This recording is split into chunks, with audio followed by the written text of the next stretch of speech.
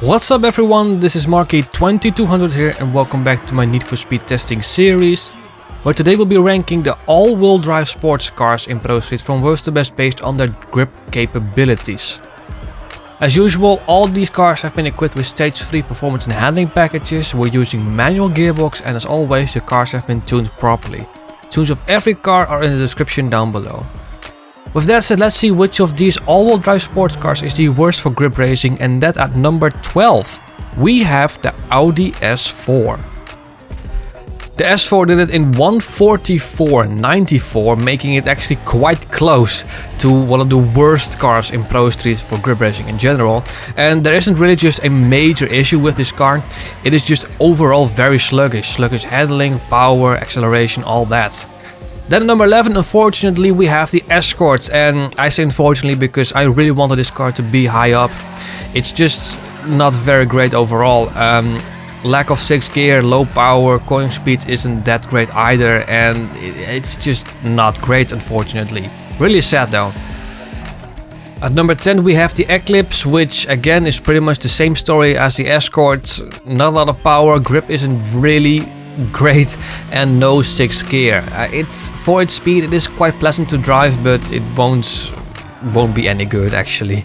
But dropping down quite a bit in terms of lap time, as the Golf did a 1:40.10, which is 3 seconds faster than the previous car.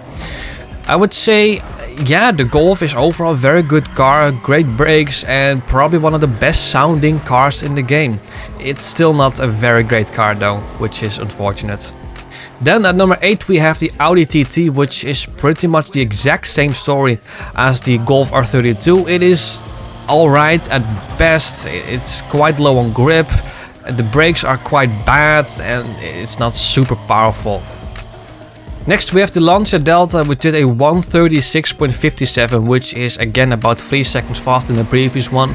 This car's main problem is just a lack of power, however the grip and brakes are astonishing.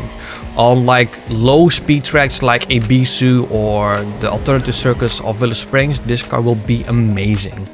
On number 6 we have the Audi S3, which is an overall great car. Very respectable, handles well, good power, good gearbox. It just doesn't really have a lot of grip in low speed corners. But I would say that this car is quite good actually, not amazing.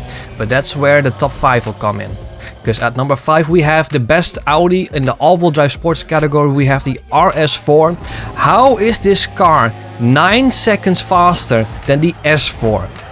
That is actually quite astonishing. The S4 did a 1:44.94, the RS4 did a 1:35.72. It's an amazing car nonetheless, but that difference is quite mind-blowing. Only half a tenth faster we will find the Evo IX, and the Evo IX, well, it has got quite a lot of power, but it doesn't have the downforce. Also, if you're using stage 3 tires, you also have a lot of understeer. That's why you want to reduce your tires to stock. Yes, you will gain some oversteer, however you will not understeer into oblivion. It's not amazing, but that's where the top 3 will come in.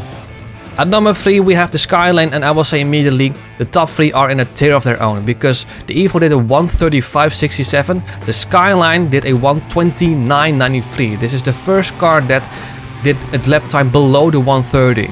It's a great car overall, however I wish the brakes were better, because I would say these are the worst brakes, but the brakes are definitely its major drawback.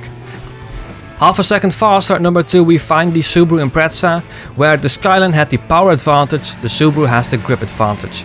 I will have to say, out of all of these cars, I was definitely the most consistent with this car.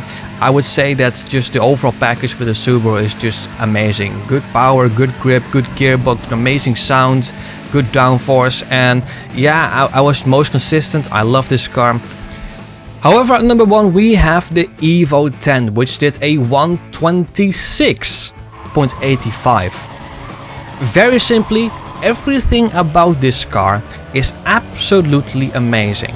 It feels like it has the brakes of the Lancia Delta, the power of the R34 or the power of the Evo IX, I don't know. It has the grip of the Impreza, and it's just overall one hell of an amazing car.